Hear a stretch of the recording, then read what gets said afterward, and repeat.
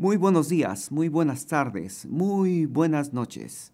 Te habla el pastor Carlos Betancourt de la iglesia Brainerd Baptist Church.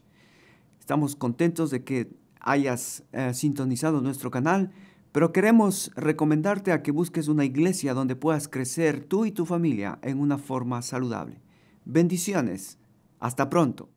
Fíjate qué privilegio que es esto cuando Jesucristo habló estas palabras. Él dijo una promesa. ¿Cuál fue la promesa al final? Que las puertas del Hades nunca prevalecerán contra la iglesia. La iglesia. Y esa es una promesa para ti. Que nada ni nadie nos arrebatará de las manos de nuestro Señor. Romanos capítulo 8. Qué lindo. Qué lindo. Y entonces vamos a seguir entonces la palabra. Primera de Samuel capítulo 16. Estamos mirando, a ver si me ayudan. Estamos mirando Primera de Samuel, Segunda de Samuel, y qué periodo es de la Biblia. ¿Qué periodo? ¿Cómo se llama este periodo de Primera de Samuel, Segunda de Samuel, Primera de Reyes, Segunda de Reyes, Primera de Crónicas, Segunda de Crónicas? ¿Cómo se llama este periodo? Monarquía. Y en esta monarquía empieza un rey. ¿Cuál es el primer rey? Saúl. ¿Cuál es el segundo? David. ¿Y cuál es el tercero?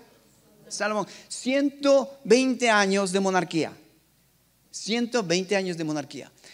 Ahora, vimos el rey Saúl en el 1 Samuel capítulo 8 que asoma a este personaje, Saúl. Y luego capítulo 16 va a asomar otro personaje que es David. Y después en Primera de Reyes, Segunda de Reyes, Primera de Crónicas, Segunda de Crónicas, Primera de Reyes, Segunda de Reyes va a estar Salomón, el tercer personaje. Pero después Crónicas hace un resumen de todos, comenzando Saúl, David y Salomón. Así que vamos a capítulo 16, Primera Samuel, y vamos a leer allí unos textos rapidito para introducirnos en esta mañana. ¿Me acompañas? Primera Samuel capítulo 16. Hemos hablado un poquito de Saúl. Ahora vamos a introducirnos a la vida de David. Uno, como yo les dije la otra vez, un personaje muy polémico. ¿Por qué es polémico? Porque vas a ver que Dios deja una frase interesante antes de comenzar con David. Hace una frase que dice que Dios se buscó un hombre conforme a su corazón. Uno dice, a ver, ¿qué significa esto de un hombre conforme al corazón de Dios? Obviamente que cuando dejamos a Saúl, ya vamos a ver un poquito, dejamos a Saúl. Saúl fue un rey, ¿bueno o malo? A ver, iglesia, ¿Saúl fue un rey bueno o malo? Saúl. Malo, malísimo. ¿Por qué fue malísimo? Porque vimos que en tres pasajes de su vida, en tres ocasiones que él pudo meterse en la historia de Dios, él decidió desobedecer a Dios. 3 veces Dios le dio la oportunidad. Primero le dijo Samuel, antes de ir a la guerra preguntemos a Dios. Y él dijo, no, ¿para qué esperar? Yo hago el sacrificio y voy a la guerra. ¿Así? Yo conozco algunas personas que son así, somos así, somos. No espero. Si yo quiero, yo lo hago. ¿Cuál es el problema? Cuidado. Y después, otra ocasión, asimismo, Dios le dice a Saúl, mata a los amalecitas, mata a todos. Y claro, Saúl dice, yo voy a hacer algo más piadoso. No voy a matar a todos, voy a salvar al rey y a los animales. Así. No entendiste, Saúl. Fíjate cómo en el versículo 15, antes de ir al 16, en el capítulo 15, en el versículo 22, encontramos la primera cosa que ya deberíamos nosotros, como ya vimos del rey Saúl, vamos a entender el principio de la historia de Saúl, el principio. Fíjate el versículo 22, 15, 22 dice: y Samuel dijo: ¿se complace Jehová tanto en los holocaustos, en las víctimas, como en que obedezca la palabra de Jehová?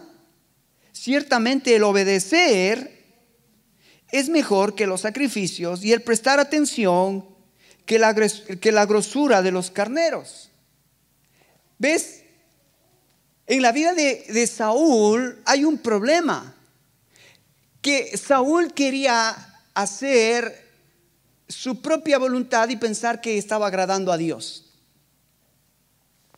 No se puede, hermanos, tratar de inventarnos algo mejor, un plan mejor que el de Dios.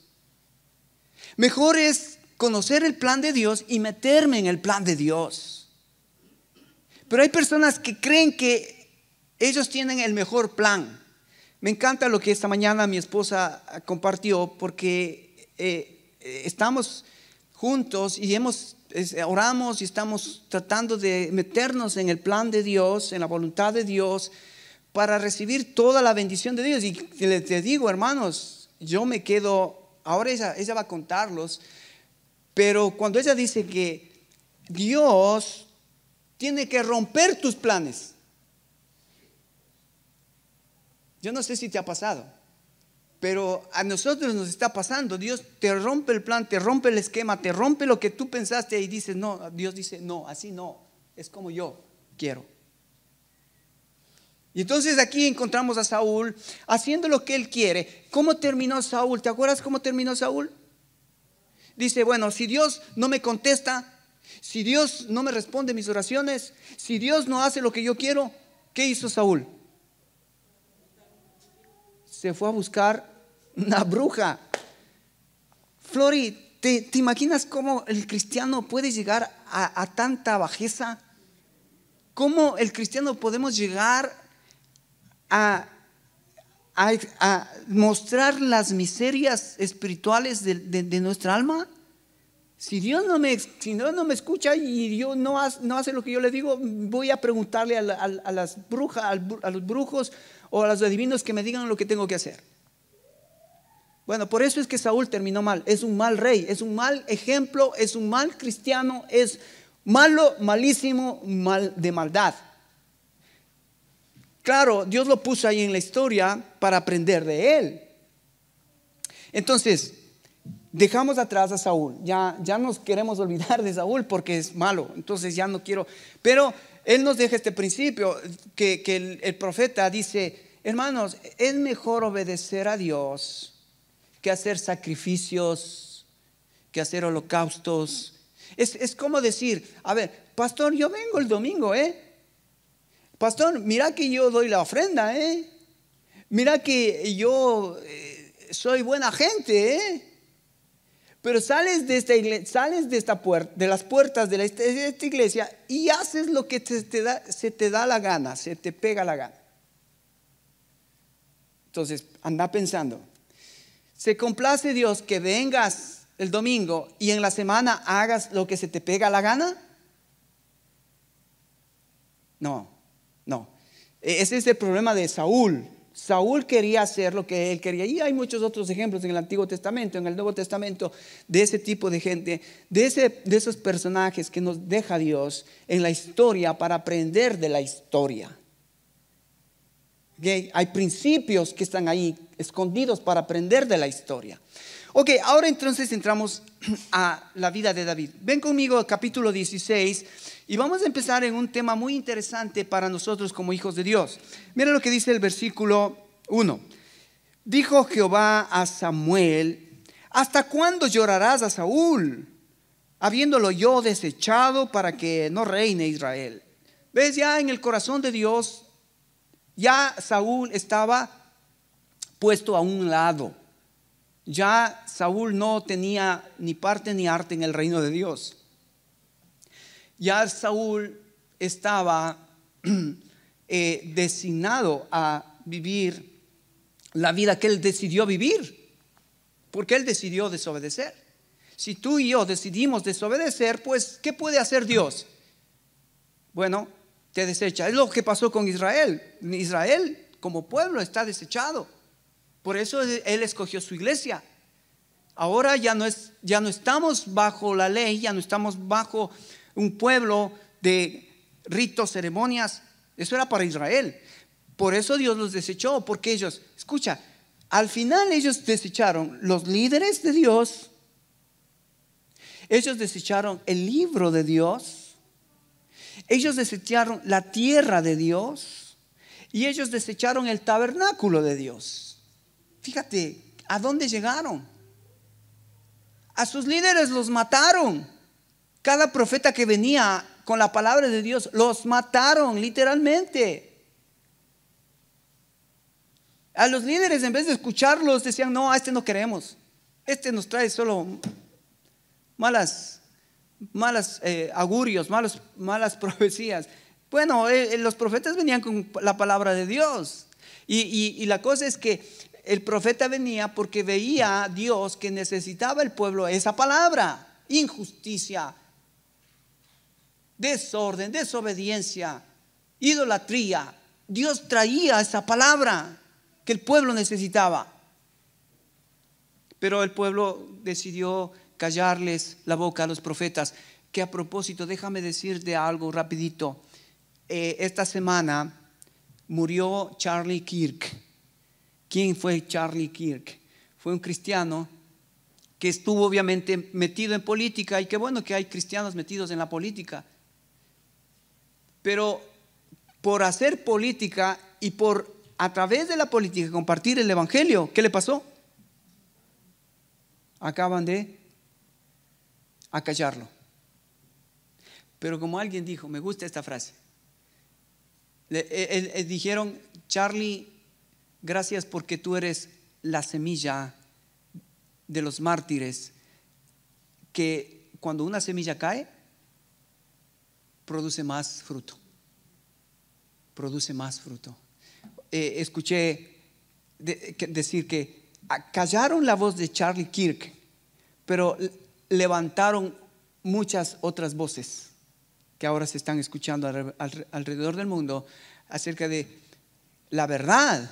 Primero la verdad del evangelio y luego la verdad de lo que el mundo está tratando de engañarnos cómo vivir en estos últimos tiempos. En estos últimos tiempos es una forma de vida sin sentido, irreal, que la gente, especialmente nuestros jóvenes, están cayendo en este problema de entrar. La inteligencia artificial está haciendo que el hombre cada vez tenga menos protagonismo y más protagonista la inteligencia artificial, porque de eso se trata el futuro. El futuro se trata de que el hombre sea simplemente un ser que es controlado, que no tenga ni voz ni voto, porque hay otra élite que quiere controlar la humanidad. Pero eso es otro tema. Capítulo 16, verso 2 dice: y dijo Samuel: ¿cómo iré? Si Saúl lo supiere, me mataría. Jehová respondió: toma contigo una becerra de la vacada y di, a ofrecer sacrificio a Jehová he venido. Y llamó a Isaí al sacrificio: y yo te enseñaré lo que has de hacer, y me ungirás al que yo te dijere. Wow, aquí está la primera cosa, la palabra me ungirás al que yo te dijere. Esto del ungimiento en el Antiguo Testamento era interesante. ¿Por qué? Porque era un símbolo para el judío, un símbolo para el pueblo de Dios, de que o el sacerdote o el profeta que iba a ser ungido era una persona designada para una tarea especial. ¿Escuchaste? El ungido era en el Antiguo Testamento escogido para una tarea o una actividad especial en el Antiguo Testamento. Y entonces Dios le dice a Samuel: busca a este hombre y yo te diré quién es y yo quiero que le unjas. Versículo 6. Y aconteció que cuando ellos vinieron, él envió a Eliab y le dijo: de cierto, delante de Jehová está el ungido. Mas Jehová respondió a Samuel: no mires a su parecer, ni a lo grande de su estatura, porque yo lo desecho.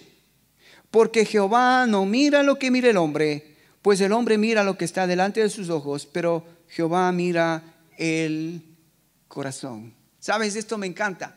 Ahora, para los que somos hijos de Dios, esto es un texto que calma el corazón, que calma el alma, porque sabemos que Él conoce mi corazón. Pero para los impíos este es un texto muy difícil de tragar para ellos, porque ellos saben que si Dios mira lo que está en tu corazón. Alguien dijo: pastor, si usted supiese lo que está en mi corazón, usted no quisiera ser mi pastor. Y entonces el pastor le dijo: mira, querido, si tú supieses lo que está en mi corazón, tú no quisieras que yo sea tu pastor. Pero hermanos, debemos dar gracias a Dios que Dios sí conoce el corazón del pastor y el corazón de las ovejas. Y de eso debemos estar agradecidos. Y aquí está este principio maravilloso, ¿no? De la omnisciencia de Dios, que Él conoce todo. Estamos con un Dios omnisciente. ¿Sabes que al final vamos a estar muchos sorprendidos de que en el cielo nos vamos a topar con gente que ni pensamos toparnos? Y no van a estar gente que pensamos que deberían estar. Porque Dios conoce tu corazón y el mío. Dios conoce tu corazón y el mío. Tú estás aquí sentado y estás aquí con nosotros, pero yo no sé, estás aquí físicamente, pero espiritualmente es el punto. Estás aquí espiritualmente con nosotros. ¿Estás comprometido con el cuerpo de Cristo? ¿O con quién estás comprometido? O simplemente no estás comprometido con nadie, pero vienes porque viene tu esposa, vienes porque viene tu esposo, vienes porque viene tu... No sé, ¿por qué estás aquí? Deberíamos preguntarnos siempre eso. ¿Por qué estamos aquí? ¿Mi compromiso con quién es? Qué bueno que Dios mira el corazón. Qué bueno. Entonces, verso 12. Bueno, voy a seguir el 8 para ir al 12. Dice así, mira, el versículo 8 dice: entonces llamó a Isaí, que era el padre de esta familia, que tenía 8 hijos, y primero fue Eliab. Ahora dice el versículo 8: entonces llamó a Abinadab y lo hizo pasar delante de Samuel, el cual dijo: tampoco a este ha escogido Jehová. Hizo luego pasar a Isaí a Sama, otro hijo de Isaí, y le dijo: tampoco es este que ha elegido Jehová. Verso 10: hizo pasar Isaí 7 hijos suyos delante de Samuel, pero Samuel dijo a Isaí: Jehová no ha elegido a estos. Imagínate, Isaí tenía 8 hijos y pasaron 7. Y entonces Samuel seguramente estaba rascándose la cabeza y decía: híjole, ¿y ahora qué hago? ¿Qué hacemos? No asoma el ungido, no asoma el hombre conforme al corazón de Dios. Y mira lo que pasa en el versículo 12. Dice, el 11 voy a leer: entonces dijo Samuel a Isaí: ¿son estos todos tus hijos? Y él respondió: queda aún el menor que apacienta las ovejas. O sea, en otras palabras, Isaí dice: mira, sí tengo otro hijo, pero ese no importa, porque ese está allá cuidando ovejas, está allá en el campo. Ese no sirve, ni siquiera te recomiendo, ni pienses en él. Ah, sí. Fíjate, versículo 12. Envió pues por él e hizo entrar, y era rubio, hermoso de ojos y de buen parecer. Entonces Jehová dijo: levántate y úngelo, porque este es. Y Samuel tomó el cuerno del aceite, lo ungió en medio de sus hermanos, y desde aquel día en adelante el espíritu de Jehová vino sobre David. Se levantó luego Samuel y se volvió a Ramá. Wow. Ahora, ¿te acuerdas que nosotros dijimos en la semana pasada, David tiene 4 facetas. La primera faceta es el pastor, ¿recuerdas? La segunda faceta es el músico. La tercera faceta es el de músico. ¿A dónde les llevó Dios? Guerrero, el gran guerrero de Dios, el gran guerrero de Jehová, el gran guerrero de Jehová de los ejércitos. Y después de ser un gran guerrero, terminó siendo rey. Entonces está el pastor, el cantor, poeta, músico, como quieras llamarlo, está ahí dentro de eso. Después viene el guerrero, porque acuérdate, ¿por qué decimos guerrero? Porque él comienza peleando ¿contra quién? Contra Goliat, y destruye a Goliat, y luego termina como rey en Hebrón al norte y en Jerusalén al sur. Entonces, fíjate, no quiero pasar por alto, pero si tú vienes al versículo 14, vamos a leer rapidito algunos textos para que veas la faceta de David como cantor. Entonces, versículo 14 dice: y el espíritu de Jehová se apartó de Saúl, y le atormentaba un espíritu malo de parte de Jehová. Y los criados de Saúl le dijeron: he aquí ahora un espíritu malo de parte de Dios te atormenta. Diga pues nuestro Señor a tus siervos que están delante de ti, que busquen a alguno que sepa tocar el arpa, para que cuando esté sobre ti el espíritu malo de parte de Dios, él toque con su mano y tengas alivio. Y Saúl respondió a sus criados: buscadme pues ahora alguno que toque bien y traédmelo. Entonces uno de los criados respondió diciendo: he aquí, yo he visto a un hijo de Isaí de Belén que sabe tocar, y es valiente y vigoroso, y hombre de guerra, prudente en sus palabras y hermoso, y Jehová está con él. Y Saúl envió mensajeros a Isaí diciendo: envíame, ¿a quién? Al pastorcito que estaba en el campo cuidando ovejas. Que a propósito, David también era cantor, músico. Y entonces dice: envíame a David, tu hijo, el que está con las ovejas. Y tomó Isaí un asno cargado de pan, con una vasija y vino y un cabrito, y lo envió a Saúl por medio de David su hijo. Y viendo David a Saúl, estuvo delante de él, y él le amó mucho, y le hizo su paje de armas, o sea, le hizo parte de su ejército muy cercano. Y Saúl envió a decir a Isaí: yo te ruego que esté David conmigo, pues ha hallado gracia a mis ojos. Y cuando el espíritu malo de parte de Dios venía sobre Saúl, David tocaba el arpa y tocaba con su mano, y Saúl tenía alivio y estaba mejor, y el espíritu malo se apartaba de él. ¿Ves cómo la escritura nos relata y nos deja estos 2 pincelados? En un capítulo nos deja 2 pinceladas de David. La primera pincelada es: este es el pastorcito, David, el último de la familia de Isaí. Pero también David es el cantor, el dulce cantor de Israel, que cuando él termina su vida, en 1 Samuel dice: el dulce cantor de Israel fue David. Porque ¿recuerdas cuántos salmos él preparó? ¿Cuántos salmos él nos dejó para que nosotros podamos inspirarnos y adorar a Dios y aprender a orar como David oraba? 73 salmos. 73 salmos para que te deleites, y que hasta ahora son de un bálsamo para la vida del cristiano.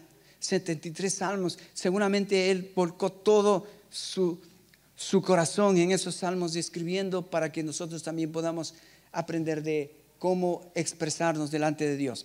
Así que vamos al punto que en esta mañana queremos resaltar. David fue ungido por Samuel. Dios dijo: yo me prepararé un hombre conforme a mi corazón.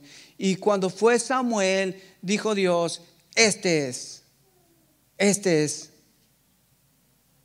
el que vas a ungir. Ahora, fíjate, 3 cosas que yo quisiera que podamos entender y apreciar de esto. En la vida hemos dicho, la Biblia, escúchame esto, la Biblia es la historia de Dios. la historia de Dios. Todo lo que trata la Biblia es la historia de Dios. No es tu historia, no es mi historia, es la historia de Dios. Ahora, lo interesante es que Dios nos invita a meternos en su historia. Eso es lo interesante. Yo no sé por qué, pero Él siempre ha estado buscando hombres y mujeres para invitarnos a meternos en su historia. Fíjate, Saúl fue invitado a meterse en su historia. ¿Y qué hizo Saúl? Menospreció el llamado. Menospreció el llamado. Ahora, viene otro personaje que era el más insignificante. Era la persona quizás menos apropiada para poder hacer un trabajo que Dios tenía para hacerlo. Pero acuérdate, Dios no ve lo que está afuera.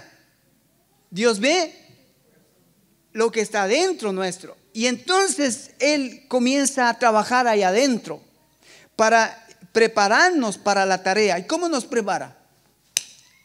Primero mandó a que David sea ungido. Ahora, fíjate que si tú vienes a 1 Corintios capítulo 1, quiero que notes este texto. 1 Corintios capítulo 1, dice Pablo que lo necio, lo vil, lo menospreciado de este mundo escogió Dios. ¿Para qué?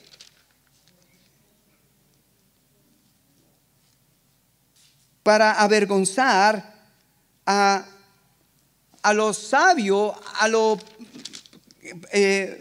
lo majestuoso de este mundo. 1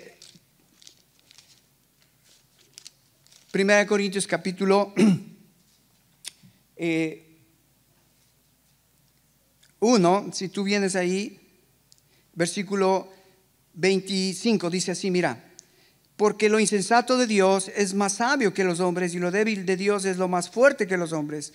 Pues mirad, hermanos, vuestra vocación, que no sois muchos sabios según la carne, ni muchos poderosos, ni muchos nobles, sino lo necio del mundo escogió Dios para avergonzar a los sabios, y lo débil del mundo escogió a Dios para avergonzar a lo fuerte, y lo vil del mundo y lo menospreciado escogió Dios, y lo que no es para deshacer lo que es, a fin de que nadie se jacte en su presencia. Mas por Él estáis vosotros en Cristo Jesús, el cual nos ha sido hecho por Dios sabiduría, justificación, santificación, redención, para que, como está escrito, el que se gloríe, gloríese en el Señor. ¿Sabes? Para mí estos textos tienen mucha importancia porque nos dan ánimo, nos ayudan a entender de que cuando Dios mira el corazón, no importa dónde estás, no importa cómo estás, no importa. A propósito, déjame decirte una cosa. Cuando nosotros estábamos lejos de Dios, ¿sabes cómo estábamos? Mira, Efesios capítulo 2. Efesios capítulo 2. Quiero que vengas conmigo porque el que tomó la iniciativa para que tú y yo podamos regresar a Él, al Padre, regresar a la comunión con Dios, es Dios. No es que tú tomaste la iniciativa, es Dios que tomó la iniciativa para llamarnos la atención y llamarnos hacia Él. ¿Cómo lo hizo? Fíjate, primero tenemos que entender cuál era nuestro problema, cómo estábamos nosotros. Efesios capítulo 2 dice, y Él os dio vida a vosotros cuando estabais muertos en vuestros delitos y pecados. ¿Cómo estábamos? Muertos. Así que no tenemos de qué jactarnos, estábamos muertos. Y si alguien no hubiese hecho algo, en este caso Dios, si Dios no hubiese hecho algo para que nosotros regresáramos a Dios, regresáramos al Padre, estaríamos todavía muertos y bien muertos como están en el mundo. Dice, en los cuales estuvisteis en otro tiempo siguiendo la corriente de este mundo, conforme al príncipe de la potestad del aire y el espíritu que ahora opera en los hijos de desobediencia, entre los cuales también vosotros vivisteis en otro tiempo en los deseos de vuestra carne, haciendo la voluntad de la carne y de los pensamientos, y éramos por naturaleza hijos de ira, lo mismo que los demás. Así estábamos. Así que no eras una perita dulce, no eras un dulce manjar. Estábamos muertos. y estábamos lejos y seguíamos las corrientes de este mundo y vivíamos haciendo los deseos de nuestra carne. Mira cómo estábamos, capítulo 4, Efesios capítulo 4, versículo 17. No solamente espiritualmente estábamos muertos, alejados, pero fíjate el versículo 17, capítulo 4, Efesios capítulo 4, versículo 17. Esto pues digo y requiero en el Señor, que ya no andéis como los otros gentiles que andan en la vanidad de su mente. ¿Cómo estábamos antes, hermanos? Con una mente vana, vacía. Así estábamos. Dice, versículo 18, teniendo el entendimiento entenebrecido, ajenos de la vida de Dios por la ignorancia que en ellos hay. ¿Cómo estábamos? Ignorantes de la voluntad de Dios. Así estábamos. Mentes vacías, mentes entenebrecidas, ajenos de la voluntad de Dios. Versículo 19, los cuales después que perdieron sensibilidad se entregaron a las lascivias para cometer con avidez toda clase de impureza. ¿Ves cómo estábamos? Con nuestra mente entenebrecida, con nuestro corazón endurecido y con nuestra voluntad insensible. Estábamos muertos, hermanos. Esa era nuestra identidad en el pasado. Era como David. David, seguramente los hermanos lo despreciaban, su papá lo despreciaba, sus amigos lo despreciaban. Era el último, era el más chiquito, era el más despreciado. Pero hermanos, qué lindo poder esta mañana saber que aunque estábamos y nuestra identidad, nuestra naturaleza era en contra de Dios, éramos enemigos de Dios, Dios hizo algo para atraernos a Él. Él mandó a su Hijo Jesucristo para que por medio de Él entendamos que Él es el camino, la verdad y la vida, que nadie que quiere ir al Padre puede ir sino a través de Él. Qué lindo saber que yo no me tengo que quedar en esa identidad antigua, en esa identidad adámica, en esa identidad satánica, en esa identidad que solo trae miedo, temor, confusión. Ahora estoy en Cristo, de modo si alguno está en Cristo, nueva criatura es. Y sabes que los que estamos en Cristo comenzamos a evidenciar otras cosas. ¿Por qué? ¿Por qué podemos evidenciar? Bueno, ¿qué hizo David? ¿Qué hizo Samuel? Dios le dijo a Samuel, mira, no son estos 7 hermanos, es David. Yo quiero que unjas a David. Y el profeta va y hace lo que Dios le pide, unge a David. ¿Y qué significa ese símbolo, ese acto de ungimiento?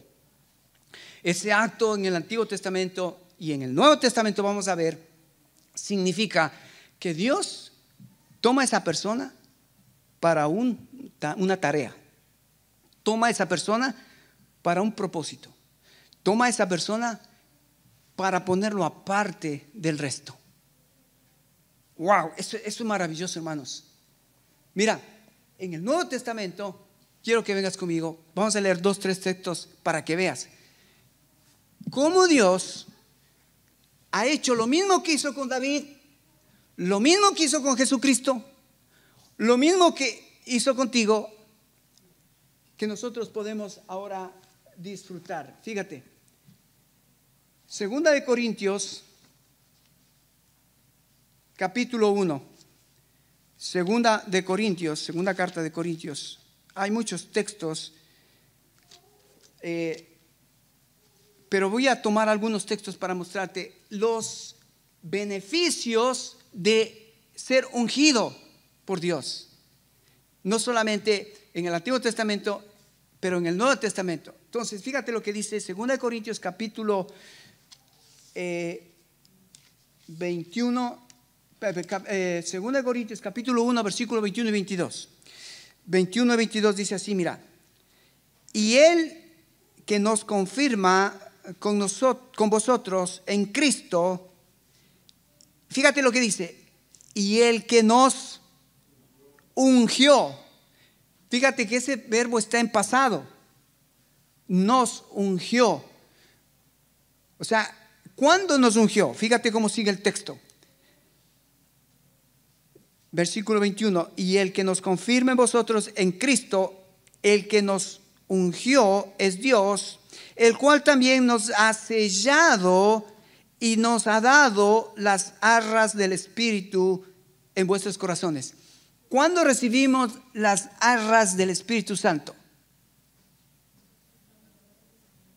¿Cuándo aceptamos a Cristo? ¿Dónde está eso? Ven conmigo, Efesios capítulo 1, versículos 12 y 13. Efesios capítulo 12 y 13 dice, a fin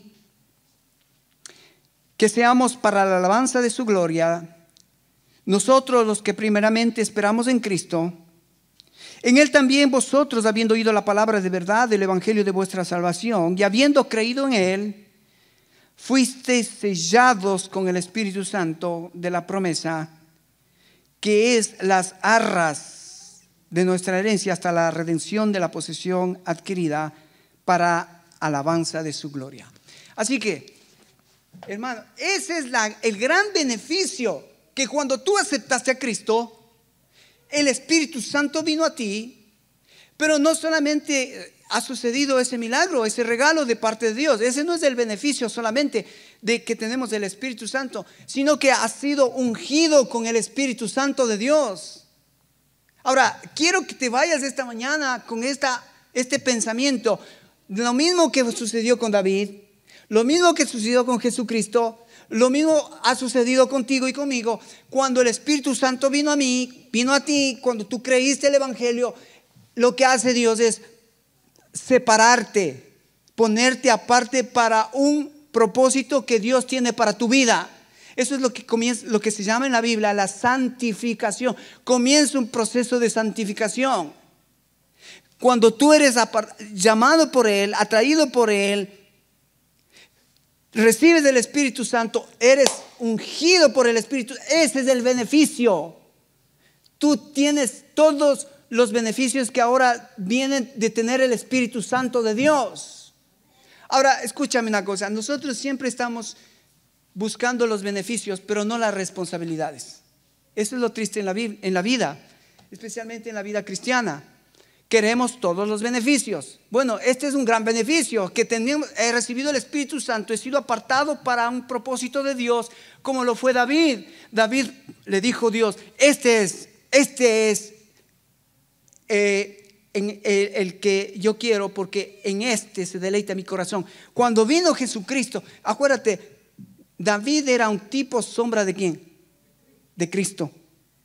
Y entonces cuando vino Cristo, cuando Él se bautizó, cuando descendió el Espíritu Santo, ¿qué dijo el Padre del Hijo? Este es mi Hijo. Este es mi Hijo. Cuando tú aceptaste a Cristo, el Espíritu Santo vino sobre ti, fuiste ungido. ¿Y qué dijo el Padre del cielo? Este es mi Hijo. Pero no porque tú eres algo especial, es porque te pusiste debajo del Hijo especial que tiene Dios, Jesucristo. Ahora, ¿cuál es tu responsabilidad? ¿Cuál es mi responsabilidad? Primera de Corintios capítulo 6. Ven conmigo, Primera de Corintios capítulo 6. Ya sé mi beneficio. Ya sé qué es el regalo que he recibido. Ya sé que Dios me ha socorrido, que estaba apartado, estaba separado, estaba muerto, mi mente entenebrecida, mi corazón endurecido, mi voluntad insensible. Y ya sé eso, pero en Cristo Jesús me ha dado una oportunidad interesante de disfrutar el Espíritu Santo. Pero ¿cuál es mi responsabilidad? Primera de Corintios capítulo 6, versículos 19 y 20. Mira lo que dice la Escritura. ¿O ignoráis que vuestro cuerpo es templo del Espíritu Santo, el cual está en vosotros, el cual tenéis de Dios, y que no sois vuestros? Porque habéis sido comprados por precio. Glorificad pues a Dios en vuestro cuerpo y en vuestro espíritu, los cuales son de Dios. Esto es interesante porque cuando Pablo escribe esta carta, los corintios, una de las cosas que pensaban en ese momento es que el cuerpo es malo, el espíritu es bueno. Entonces, lo que hagas con el cuerpo no importaba. Lo que importaba para ellos es lo que había en tu espíritu, en tu alma. Ellos decían, si vos piensas bien, eres correcto, haces buenas cosas, no haces mal a nadie, si te portas bien, eso es lo importante. Lo que hagas con tu cuerpo, eso no importa. Cuidado, porque fíjate, Pablo, allí en este contexto de que Pablo está diciendo, hey, cuidado.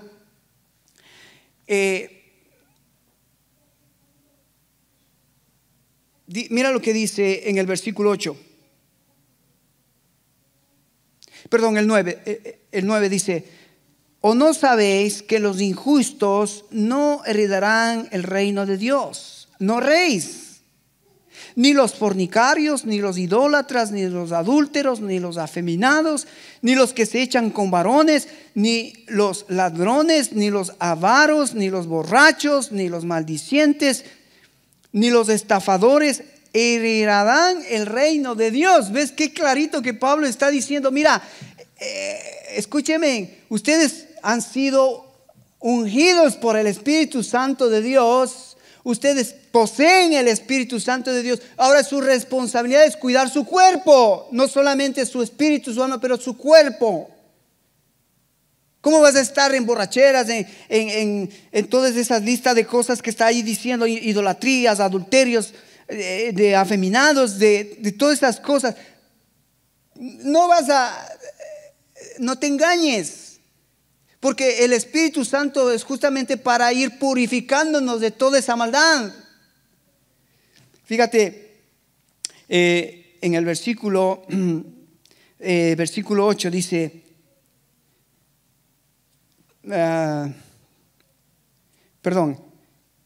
versículo 12. Mira lo que dice el versículo 12. Todas las cosas me son lícitas, mas no todas las cosas convienen. Todas las cosas me son lícitas, mas yo no me dejaré dominar de ninguna. ¿Ves? Pablo está apelando al dominio propio. ¿Qué es el dominio propio? Es lo que hace el Espíritu Santo en el creyente, de que puedes tú tener control de tus emociones, puedes tener control de tu mente, pero no porque nace de ti o es algo que de tu naturaleza pecaminosa puedes controlar. No, es porque el Espíritu Santo ya está dentro de ti. Y entonces el fruto del Espíritu Santo es control, es autocontrol. Para que no vivas en una vida disoluta, en una vida libertinaje, en una vida de, yo hago lo que yo quiero con mi cuerpo. Cuidado. Porque fíjate, Pablo sigue diciendo, versículo 3 dice, las viandas son para el vientre y el vientre para las viandas. Por tanto, uno como lo otro, otras destruirá Dios. Pero el cuerpo no es para fornicación, sino para el Señor y el Señor para el cuerpo. ¿Te das cuenta, Pablo, cómo él está diciéndonos, mira, la responsabilidad tuya, mi responsabilidad es, ahora que sé que el Espíritu Santo mora en mí, soy templo del Espíritu Santo, mi cuerpo es importante. Y Pablo sigue diciendo lo que va a pasar. ¿Y qué pasa con tu cuerpo? Mira lo que dice el versículo 14. Y Dios, que le levantó al Señor, también a nosotros nos levantará con su poder. Está hablando de su resurrección. ¿No sabéis que vuestros cuerpos son miembros de Cristo? ¿Cómo sabemos nosotros que nuestros miembros ahora son cuerpos de Cristo? Es porque fuimos comprados con sangre. Es porque nuestro cuerpo ahora le pertenece a Él.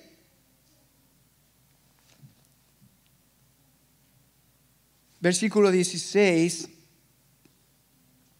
¿O no sabéis que el que se une con una ramera es un cuerpo con ella? Porque dice, los dos serán una sola carne. ¡Wow!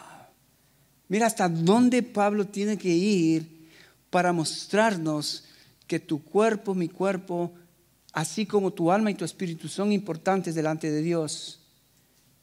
El cuerpo también tiene que ser cuidado, administrado por los hijos de Dios. Porque el que se une al Señor, un espíritu es con Él. Entonces, aquí tenemos la promesa, el beneficio. ¿Qué es el beneficio de haber aceptado a Cristo? Tenemos el Espíritu Santo, hemos sido ungidos, hermanos, hemos sido ungidos. Estamos ungidos, estamos separados para una obra especial. Dios quiere hacer algo especial con tu vida, con mi vida. Quiero que te vayas de aquí pensando eso.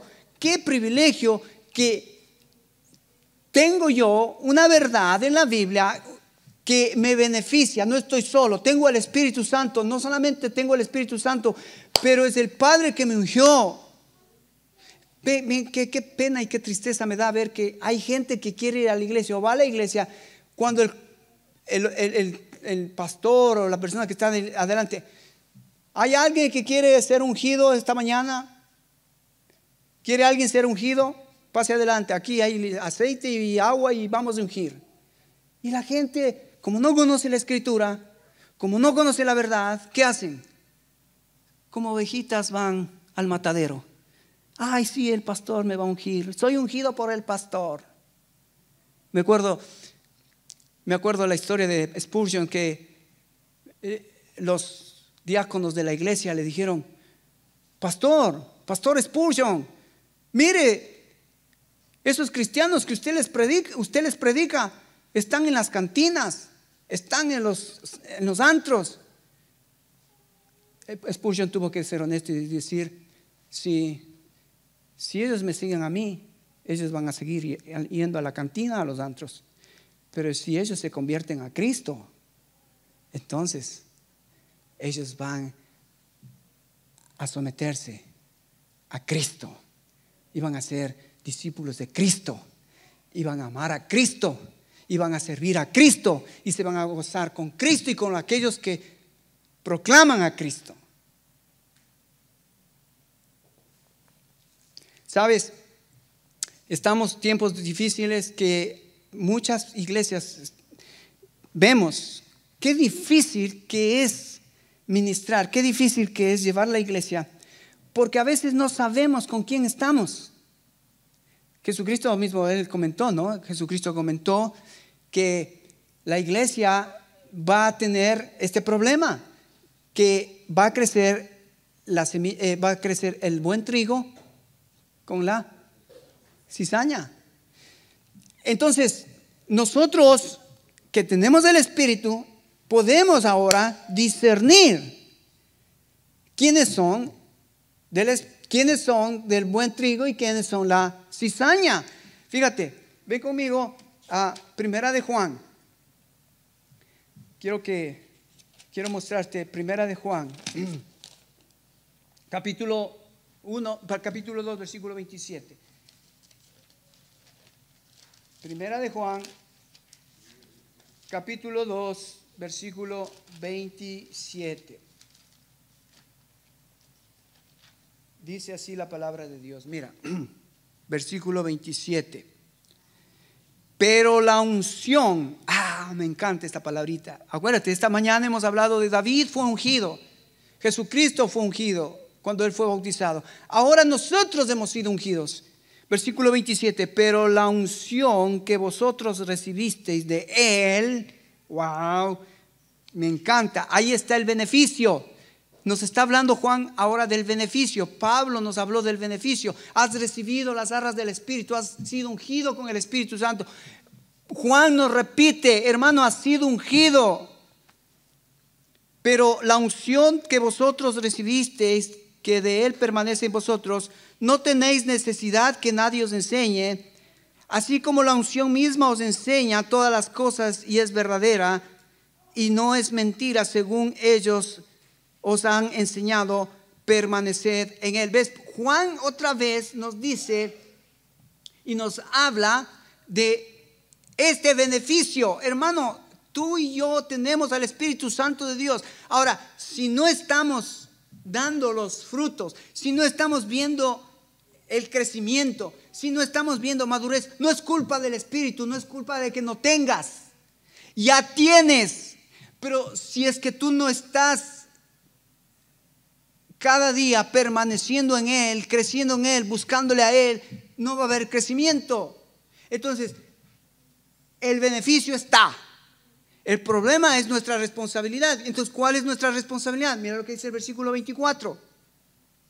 El versículo 24 de 2, 1 Juan 2, 24, dice así, mira. Lo que habéis oído desde el principio permanezca en vosotros. Y si lo que habéis oído desde el principio permanece en vosotros, también vosotros permaneceréis en el Hijo y en el Padre. Y esta es la promesa que Él nos hizo, vida eterna. Y os he escrito sobre los que os engañan. La pregunta es, versículo 24, lo que habéis oído desde el principio. ¿Qué ellos oyeron desde el principio? ¿Cuál era la responsabilidad de ellos para permanecer en ellos? Ellos, lo que para ellos fue real era el caminar con Jesús, el mirar la resurrección de Jesús. Fue el sello de su fe para que ellos podrían vivir la vida cristiana y estar dispuestos a ser mártires. La resurrección de Jesucristo, lo que viste, oísteis. Y si eso permanece en vosotros, habrá fruto. Entonces tu responsabilidad y mi responsabilidad es permanecer en ese conocimiento que he recibido. Lo que recibisteis. Ellos palparon, oyeron con sus manos tocante al verbo de vida, dice Juan. Y es eso lo que permitió que ellos estén preparados, listos para dar testimonio al mundo de con quién caminaron, con quién vivieron, a quién creyeron. Pero ¿quién hace eso? ¿Quién provoca eso? El Espíritu Santo. El Espíritu Santo provoca que yo sea un testigo de Jesucristo. El Espíritu Santo hace que yo sea una persona que muestre a Jesús, viva a Jesús, me deleite con Jesús. ¿Sabes? Es muy triste que en la iglesia hablamos de todo, compartimos de todo, pero no tenemos deseo de compartir de Cristo. No tenemos deseo de demostrar a Cristo, de exponer a Cristo. Vas a ver que cuando David fue ungido, desde el momento en que él fue ungido, él lo que más quería en su vida era obedecer a Cristo, servir a Cristo. 1 Samuel capítulo 17, el siguiente capítulo, se da cuenta David que hay un enemigo al frente de ellos y todo el mundo estaba temblando de miedo, incluso Saúl y el ejército temblando, que venía un gigante a decirles: mándenme a uno y que pelee contra mí, y el que ganare a ese serviremos. Y todos temblando ahí con Saúl, ahí seguramente estaban detrás de las ramas, detrás de los árboles, detrás de las piedras, temblando. Pero hubo un ungido, hubo uno que Dios sabía lo que había en el corazón de este hombre. ¿Y cómo nos damos cuenta de este hombre? Cuando este hombre sale en el nombre de Jesucristo. ¿Quién es el filisteo que quiere desafiar a Jehová de los ejércitos? Y sale con una onda, con una piedra. Y entonces podemos ver cuando uno es ungido, cuando uno está lleno del Espíritu Santo, hay evidencias. No me digas que tú eres ungido, tienes el Espíritu Santo y sigues en el mismo pecado, en los mismos malos hábitos, en las mismas malas palabras, en los mismos malos pensamientos. El Espíritu Santo de Dios vino para que seamos diferentes. Mostremos evidencias. ¿Quién está ahora controlándonos adentro nuestro? Así que hay muchos beneficios, hay muchas promesas que Dios nos ha dejado, pero también hay responsabilidades. Hay responsabilidades. Y quiera Dios que esta mañana, quiera Dios que entendamos que yo al recibir el Espíritu Santo, al ser ungido por el Señor, soy diferente. Soy nueva criatura. Ahora estoy en la capacidad de acercarme al Padre por medio de su Hijo.